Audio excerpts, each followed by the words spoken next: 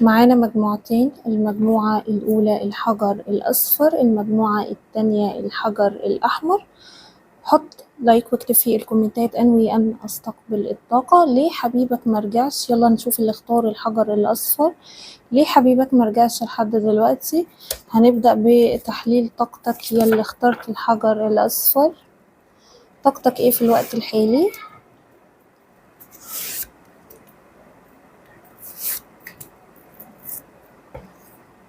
طاقتك ايه في الوقت الحالي اللي اخترت الحجر الأصفر؟ والله يا طاقتك بتقول ان انت في الوقت الحالي متشافي، ممكن مليء بالطاقة الإيجابية، سعيد، حاسس بطاقة من المرح والإنجاز والدفء، ممكن حاسس بالسعادة، محقق كل اللي انت عايزه، مرتاح البال. طاقتك برضو بتقول ان انت يعني جايلك اخبار مفرحة او في اخبار هتفرحك، سواء انت استقبلتها او لسه. بس طاقتك بتقول ان انت في طاقة تشافي، تحقيق للامنيات. ممكن تشافيت من افعال الشخص ده القديمة، من الحاجات اللي ضايقتك منه، بطلت تفكر في الموقف، خدت العبرة او العظة، الحاجة الايجابية من القصة اللي حصلت ومشيت.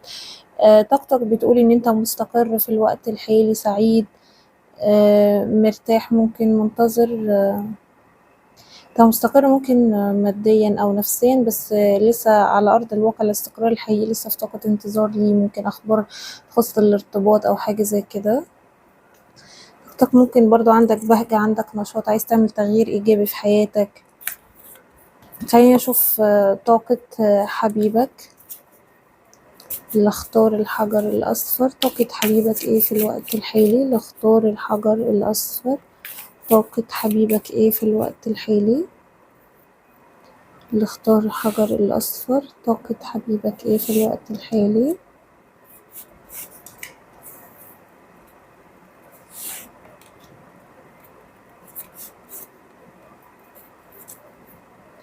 وهو طاقة حبيبك بيمر بفترة صعبة في الوقت الحالي، ممكن منعزل عن كل اللي حواليه، حاسس بطاقة اكتئاب، حاسس بالوحدة، عازل نفسه عن كل اللي حواليه. شايفاه بيحاول يتصدق أو يعمل خير عشان يخرج من المحنة اللي هو فيها. ممكن كاتم على حياته، محدش يعرف حاجة عن حياته، مخبي أسراره، وحيد الفترة دي، حاسس بالوحدة، منعزل، ويعني بيفكر في كل حاجة بتحصل حواليه، بيفكر في الأشخاص اللي كانوا بيساعدوه واللي كانوا واقفين جنبه وحاليا مش موجودين، وانت كنت من ضمن الأشخاص دي اللي هي بتدعمه، ولكن مش موجودة في حياته في الوقت الحالي. الشخص ده يعني شايفاه بيفكر كتير، عايز يوصل للسر، يفهم هو ليه في الوقت الحالي بيعيش المشاعر دي، عايز يعرف ايه السبب وراها، عايز يحلل كل حاجة كانت بتحصل زمان ودلوقتي. هو عازل نفسه للتفكير، مبتعد عن كل اللي حواليه، مبيثقش في حد في الوقت الحالي، حاطط حدود بينه وبين الناس. ممكن هو يعني ما بيظهرش الظروف الصعبة اللي هو بيمر بيها دي لأي حد، فممكن كل اللي حواليه مش حاسين بيه أو مش حاسين ان هو زعلان أو مبتعد أو قاعد لوحده، لكن هو حاسس بوحدة شديدة، مش سعيد في الوقت الحالي، بيحاول يتوازن، بيحاول يراجع نفسه وأفعاله الفترة اللي فاتت، مش واثق في حد ومش عايز حد يقرب منه عشان ما يشمتش فيه ان هو في الحالة دي في الوقت الحالي، ان هو حد يعني ممكن بيتباهى او مغرور، فما يحبش حد يشوفه هو في حالة انكسار او في حالة تعب.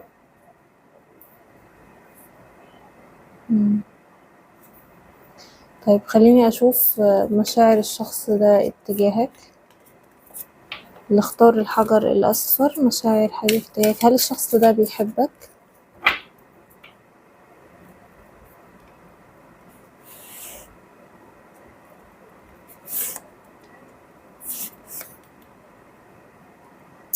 والله هو ظاهر لي ان العلاقة دي يعني انتوا منفصلين والشخص ده ممكن خسرك والعلاقة دي مقفولة او انتهت خلاص، ولكن الشخص ده لازال عنده مشاعر اتجاهك، بيحبك، ولكن زي ما نقول إن العلاقة دي عايزة ترجع يتعمل لها إعادة إحياء من جديد مرة تانية، لأنها انتهت خلاص وكل حاجة فيها انتهت واتقفلت، فكأنكم لسه هترجعوا تفتحوا العلاقة من جديد أو تبدأوا من جديد.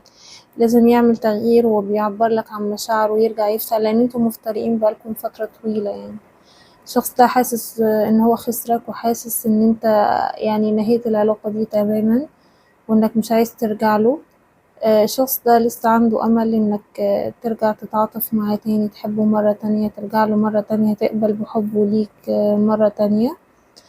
هل الشخص ده راجع بنية زواج ولا راجع كده وخلاص؟ هل الشخص ده عايز يتجوزك؟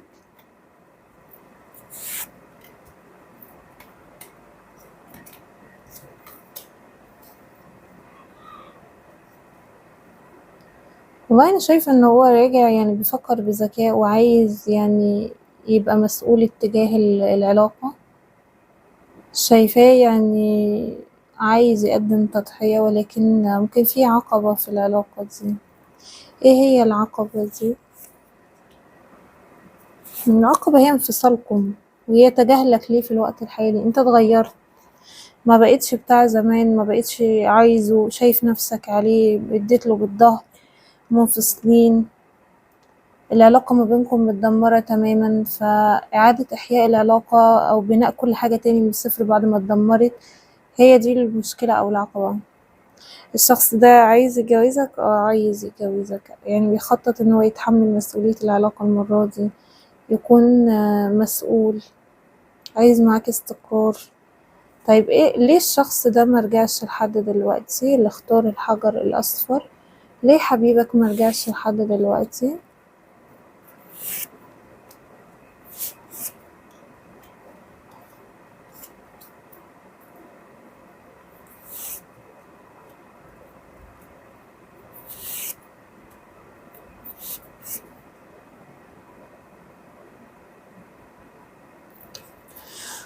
والله هو الشخص ده فاهم ان انت زعلان قوي منه ومكسور جدا، ومش هتتراضى بسهولة، وان انت اصلا قافل باب ان هو يكلمك او يرجع يتكلم معاك مرة تانية.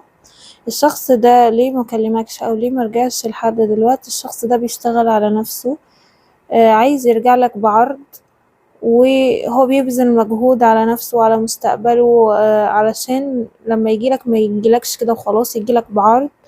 عرض ده هو عرض زواج او ان انتوا تكملوا مع بعض ومستقبلكم مع بعض. ممكن عايز يكلم اهلك، شايفاه بيحاول يجهز نفسه للحظة دي، لانه شايف ان انت زعلان منه قوي. ولو جه قالك مجرد كلام انت مش هتثق فيه، مش هتفتح له الباب مرة تانية، فهو عايز يجي بعرض حقيقي بحيث ان انت تفتح له الباب او تصدقه وترجع تكلمه مرة تانية. لان انت حاسس ان يعني ان انتوا ترتبطوا او تتجوزوا ده يعني هياخد وقت طويل قوي، ومش هتثق في اي كلام كده يتقال وخلاص يعني. فالشخص ده ليه مرجعش؟ لان هو يعني عايز يجيلك بعرض حقيقي. هو شايفك فاقد الأمل في القصة دي وفي العلاقة دي، ويعني حاسس إن قصتكم فاشلة، مش عايز تستثمر فيها وقت أو مجهود مرة تانية. نشوفلك امتى الشخص ده يعني هيدخل حياتك مرة تانية أو امتى هيرجع.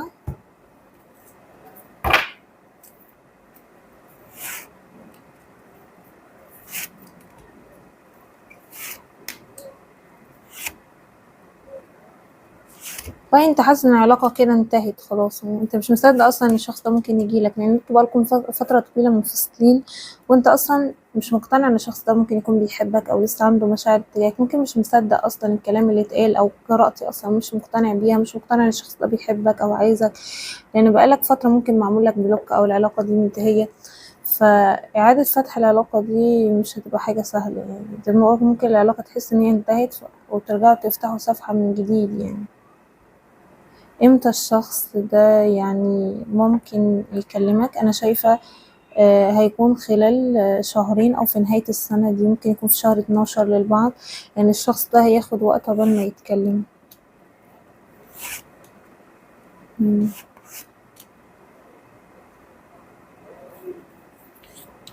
والله أنا شايفة إن الشخص ده يعني ذكريات العلاقة لسه منسيهاش، لسه بيفكر فيها، بس شايفاه بيحاول يجهز نفسه ماديا عشان لما يجي يبقى جاهز لكل حاجة يعني. طيب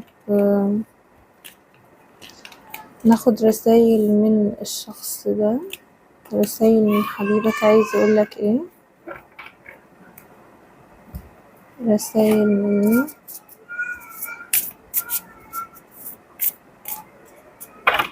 رسايل من حبيبك.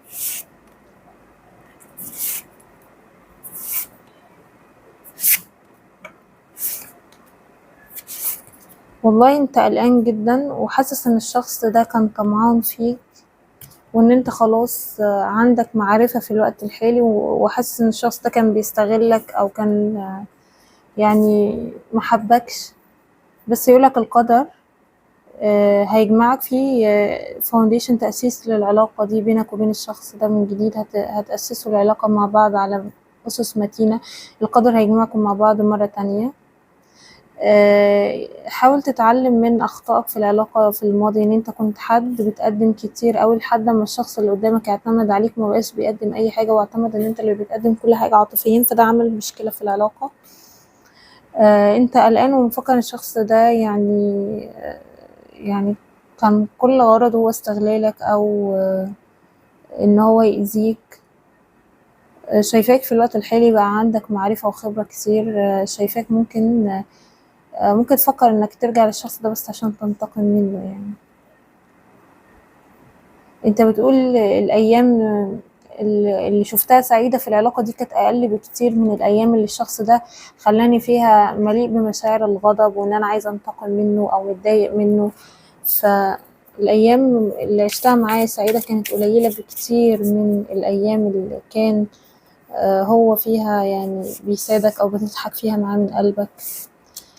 بيقولك أنا سبتك لما حسيت ان انت مع شخص اخر. ممكن البعض الشخص ده بيشك فيك ان انت عندك في حياتك حد تاني في الوقت الحالي.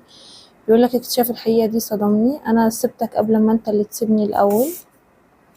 انا بحبك بدون قيود او شروط، انا ابحث عنك في كل مكان. بيقولك انا بحس بيك حتى واحنا بعيد عن بعض، التواجد منك يعني بيخليني احس بالألم. بيقولك أنا عايز نكون أكتر من مجرد أصدقاء، أتمنى أن أستعيد كلمات. ممكن الشخص ده البعض قال إن هو مش عايز يرتبط بيك أو مش عايز يتجوزك وإن هو محبكش وخلينا أصحاب، بس هو عايز يسحب الكلام ده ويتمنى إن هو يرجع فيه، وعايز يقولك مشاعره الحقيقية. وممكن كان بيحس بالألم بوجوده معاك في العلاقة، كان ممكن حاسس إن أنت هتسيبه وتبعد فخاف فبعد هو الأول، لكن هو في الوقت الحالي بيقولك أنا بحس بيك حتى واحنا بعيد عن بعض وبدور عنك في كل مكان. طيب خلينا ناخد كروت من الرومانس. فين هي بقى اهي.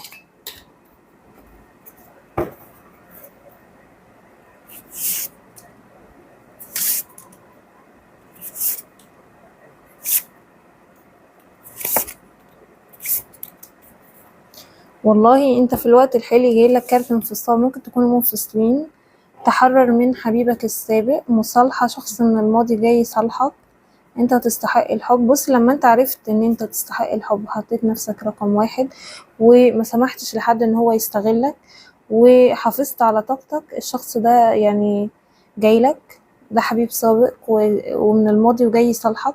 انسى بقى اللي حصل في الماضي وانت خلاص دلوقتي بقيت تقدر توازن، بقيت تعرف تحمي نفسك، بقيت ما بتديش بزيادة لدرجة ان اللي قدامك يستغلك. عندك معاه ويدنج بإذن الله، في طاقة زواج ما بينك وما بين الشخص ده.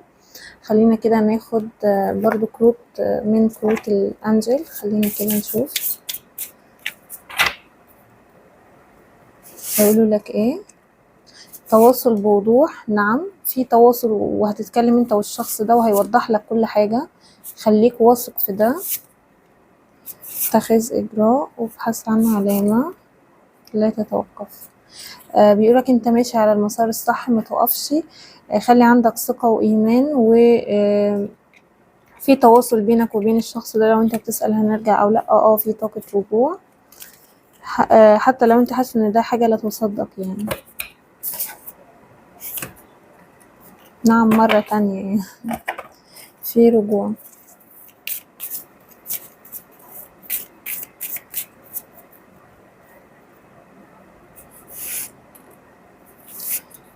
والله انت حد طيب قوي، بتشوف كل اللي حواليك بحب. هتجيلك فرصة، الشخص ده ممكن هيجي يطلب مسامحتك أو هيقولك سامحني، فعندك فرصة انك تسامح opportunity to forgive. يعني ممكن يتحط في طريقك فرصة ان حد يجي يطلب منك السماح او الاعتذار، سامحه وتعامل معاه بحب يعني. كارت ويدنج مرة تانية، يعني كل المجموعة اللي اختار الحجر الأصفر عندكم طاقة زواج، أخبار إيجابية هتخص موضوع زواج هتتفتح قريب جدا.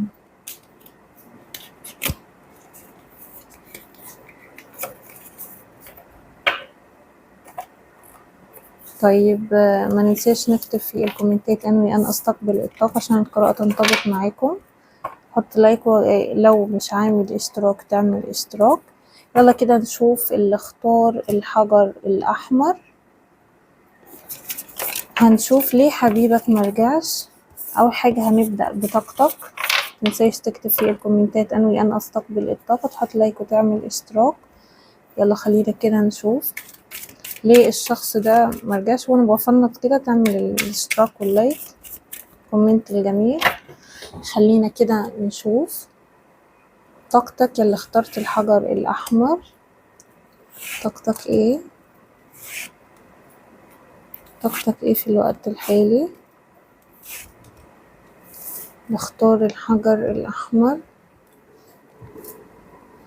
طاقتك انت ممكن مش سعيد في الوقت الحالي، ممكن متعلق بالشخص ده، ذكريات العلاقة بتطاردك كتير اوي الفترة دي، بتحبه، قاعد تفكر فيه، بتحلم بيه، عايش في خيالات أو أوهام، عايش في أحلام اليقظة. العقل الباطن مش مريحك الفترة دي، بتفكر فيه كتير جدا، متعلق بيه، مستني ان يحصل تغيير، حاسس ان انت حياتك واقفة من بعد ما الشخص ده سابك، مفيش اي تغيير، انت بتحبه قوي وليك معاه ذكريات مش قادر تنساها. الشخص ده كان مصدر كبير لسعادتك، ولما ابتعد انت مبقتش عارف تكون مبسوط من غيره. طاقتك برضو فيها تفكير كتير، فيها ان انت ممكن كسول جدا او خامل الفترة اللي مبتتحركش. طاقتك فيها ركود، ممكن يومك اغلب الوقت قاعد بتفكر في الشخص ده وتتخيله. ممكن شايفة طاقتك برضو متضايق منه، ممكن عايز تقوله كلام يعني يضايقه لانه اذاك ممكن او حاجة، مستنيه يرجع عشان تقولهم له في وشه يعني. ففي كلام انت بتحضره لما الشخص ده يرجع هتقوله له. متعصب منه جدا لانه خلاك تستناه، وحاسس انه علقلك حياتك ومشي يعني. طب خليني اشوف طاقة حبيبك اللي اختار الحجر الاحمر. طاقة حبيبك ايه في الوقت الحالي اللي اختار الحجر الاحمر؟ طاقة حبيبك ايه في الوقت الحالي؟ طاقة حبيبك ايه في الوقت الحالي اللي اختار الحجر الاحمر؟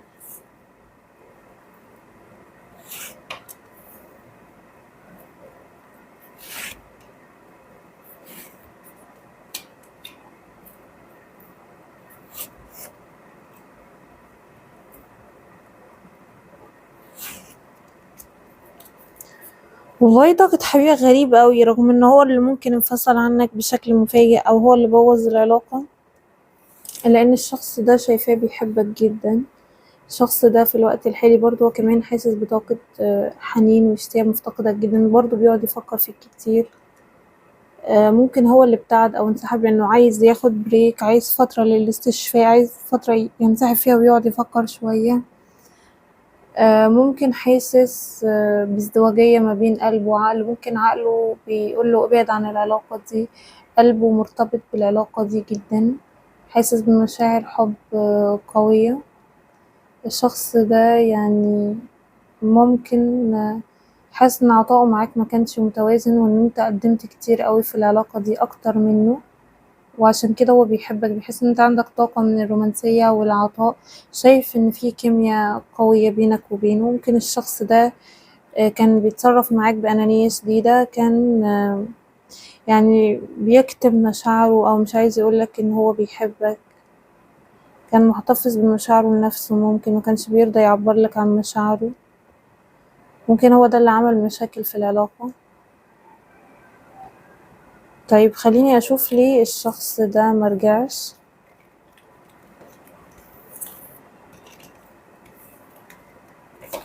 ليه الشخص ده مرجعش؟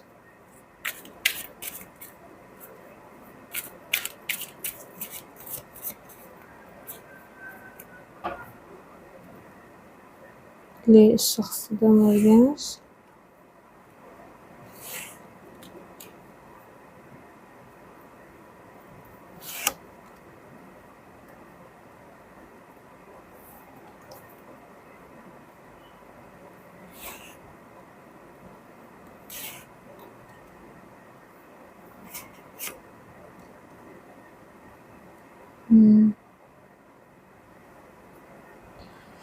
والله أنا شايفة إن الشخص ده يعني عارف قد إيه إن أنت حد جميل، وممكن كنت دايما أنت اللي بتتصرف بذكاء، كنت بتحل أي مشكلة بتظهر فيها العلاقة دي، كنت متمسك بيه ومتمسك بالعلاقة جدا، حاولت تحافظ على استقرار العلاقة على قد ما تقدر، والشخص ده اتعود على عطائك، اتعود على ان انت دايما اللي بتقدم المشاعر، انت اللي بتهتم بيه وفي شغله وفي حياته. كانت ممكن انت صراحة انت اللي علمت الشخص ده الأنانية.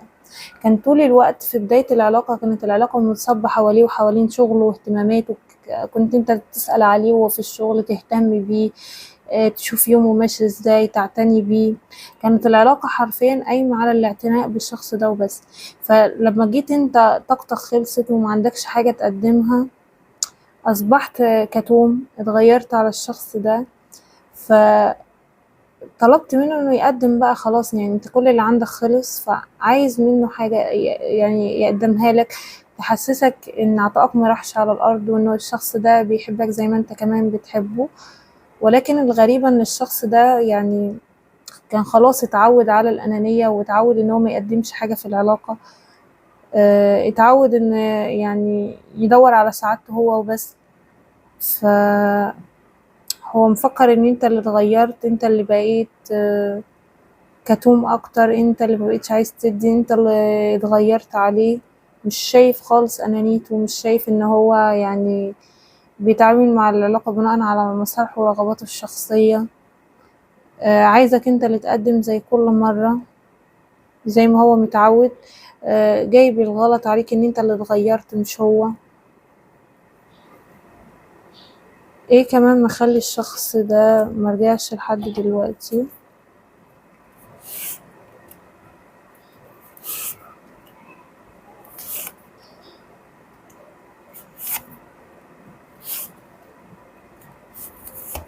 انه مش حاسس انك ملهوف عليه زي الاول، مش حاسس بطاقة حب منك زي الاول.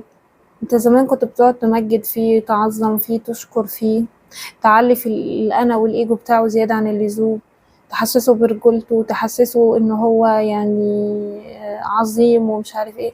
دلوقتي انت مبقاش حاسس الحاجات دي، فما بقيتش بتقولها له، مش حاسس منك بلهفة، او مش حاسس ان انت قاعد مستنيه يرجعلك، حاسك مش عايزه او مش راضي عنه. شايفك يعني ان اللي هيقدمه لك مش هيعجبك، لانك دلوقتي بقيت واقعي جدا وبتدور على استقرار. لو بنت فانت عارفة ان انت جميلة، بقيتي بتدوري على استقرار وثبات اكتر. شايف ان هو لو رجع دلوقتي الموضوع هيبقى بشروطك انت، وحاسس ان انت مش هتقبل باللي هو هيقدمه لك، وان اللي هيقدمه لك هيكون اقل بكتير.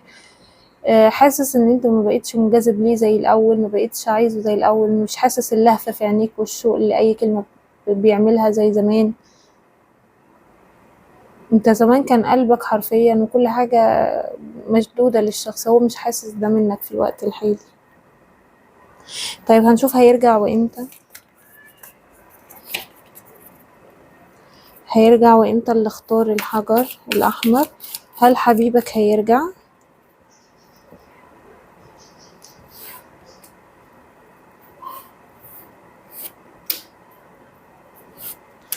هل في رجوع؟ في طاقة رجوع ومبادرة، والشخص ده هو اللي هيبادر لأن هو بيحبك، وهو كمان منجذب لك. طاقة الانجذاب اللي كان بيطلبها منك هو اللي هيجي بيها لأنه مشتاقلك جدا وملهوف عليك. شايفة ان انت هتكون ثابت في مكانك، والشخص ده اللي هيكون بيدور حواليك او بيحاول ان هو يرجع لك، لانك بقيت اهدى واعقل وابطأ ومبقتش بتقدم اي حاجة، فعايز الشخص ده فهو هيتحرك. ليه؟ لانك متحركتش بقالك فترة طويلة والعلاقة واقفة وهو مش مرتاح في بعدك. طيب امتى طاقة الرجوع؟ بختار الحجر الاحمر. امتى طاقة الرجوع؟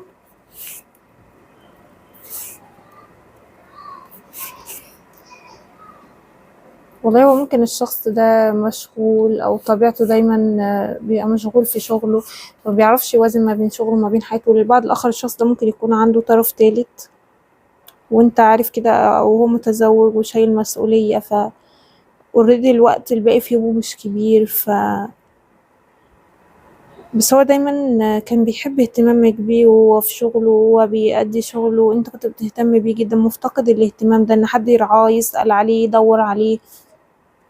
طاقة الرعاية والحنان اللي كنت بتقدمها له، والسعادة اللي كنت بتحسسه بيها وهو بيأدي شغله ومهامه، هو مشتاق للحاجات دي يعني.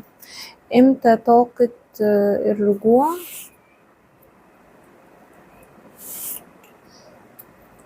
فهي أنا شايفة إن طاقة الرجوع هتكون سريعة. البعض ممكن ترجعوا في نهاية شهر 8، والأغلبية طاقة الرجوع هتكون خلال 20 يوم من وقت سماعك للقراءة. الشخص ده يعني مش عايزك تخرج من بين ايديه، هو كمان اتعلق بيك. انت بقيت روتين زي شغله بالظبط، يعني كان متعود، كان كل ما يروح الشغل ممكن يكلمك او انت بتكلمه دايما وهو بيعمل شغله، خلاص اتعلق بطاقة ان انت تكلمه او تسأل عليه او تدور عليه. بس ممكن هو برضو شغله كان السبب في فساد علاقتكم، ان هو كان بيركز في شغل ما يعرفش يركز معاك، ممكن كانش عامل توازن في الفترة الأخيرة.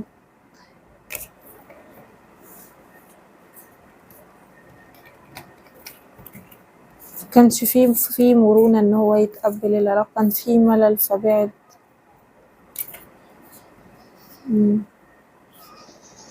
والله انا شايفاك مش هتبقى متساهل معاه لما يرجع، يعني لو حسيت منه بان الشخص ده بيكذب عليك او بيحور عليك ممكن ترفض رجوعه. شايفاك هتشغل عقلك لما الشخص ده يجي ومش هتتعامل معاه بقلبك خالص. لو كلامه لمس قلبك ممكن تدخله حياتك مرة تانية. حسيته بيكذب أو بيحور أو مش أمين، انت مش حمل انك تتخدع مرة تانية أو تتخذل مرة تانية من شخص. أنا شايفاك هتبقى عقلاني جدا وانت بتقيم الشخص ده. طيب خلينا ناخد رسايل منه. عجباني أوي القراءة دي، عندك قراءة الحجر الأصفر. طيب خلينا كده نشوف رسايل من الشخص ده اللي اختار الحجر الأحمر. رسايل من حبيبك.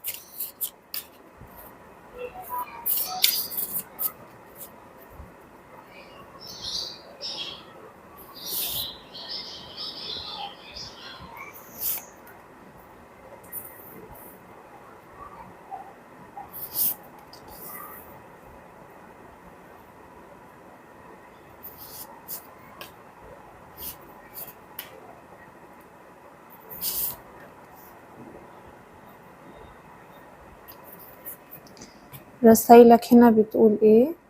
انت وهو تتعرفوا على بعض اكتر، ولازم يبقى فيه ثقة. انت ممكن حاسس ان الشخص ده كان داخل العلاقة كمغازلة او انه يتغزل بيك او مش عايز علاقة جد.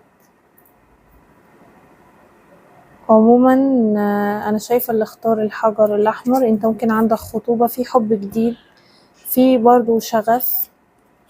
ممكن انا حاسة يعني ان الخطوبة دي ممكن تكون مع الشخص الجديد اللي هيدخل حياتك، لان يعني عندك شخص جديد هتحس بمشاعر شغف ورومانسية اتجاهه، هتحس انك مشدود ليه اكتر. الشخص ده هتتعرف عليه قريب وهتثق فيه اكتر. الشخص ده ممكن اكتر حاجة تشده ليك هو شكلك يعني.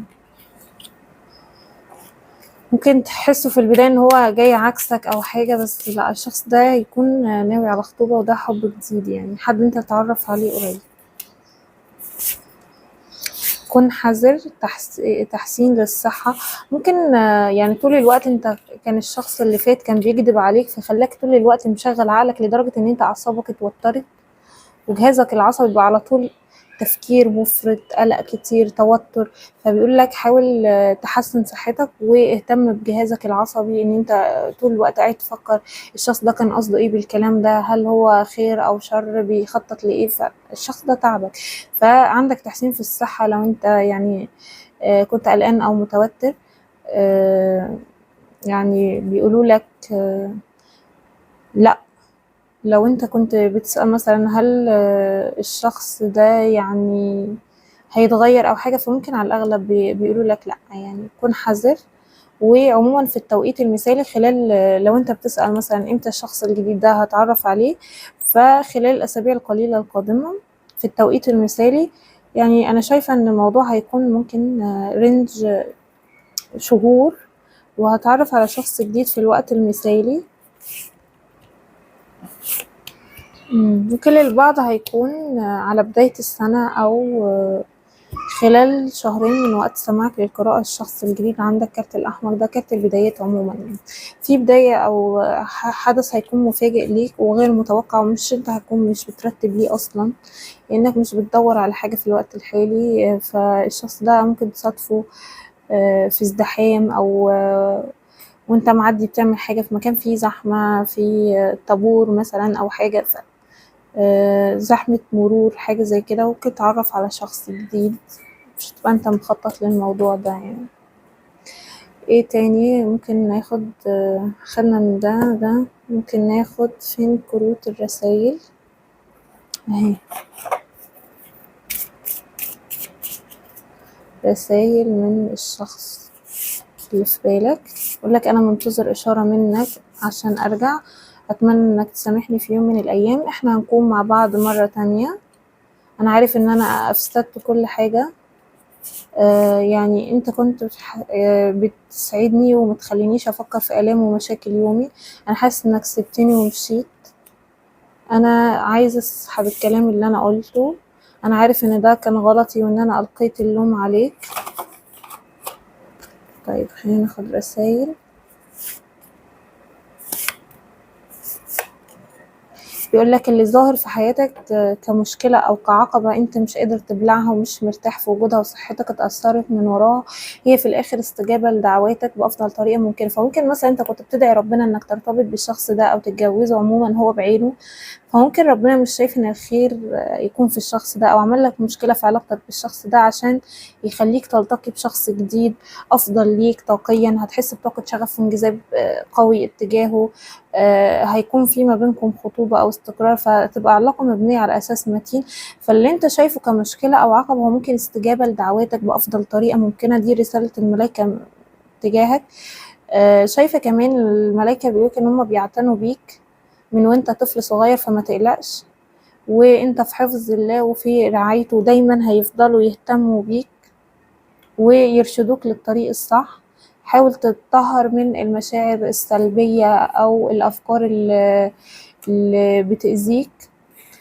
لو انت مش مسامح حد او لازلت شايل مشاعر سلبية، حاول تتحرر منها، لان هي بتقلك وبتقل طاقتك جدا. giving and receiving، زي ما بتاخد ادي، او زي ما بتدي خد، يعني خلي دايما في طاقة عطاء واستقبال، ما تديش وما تستقبلش غلط، يعني دايما كل حاجة خلي ليها مقابل. تمام، اديت لك مثلا سندوتش جبنة بستنى منك كيس شيبسي وهكذا، فما تديش للآخرين وما تاخدش، لا، خد وهات، استقبل، خد واستقبل.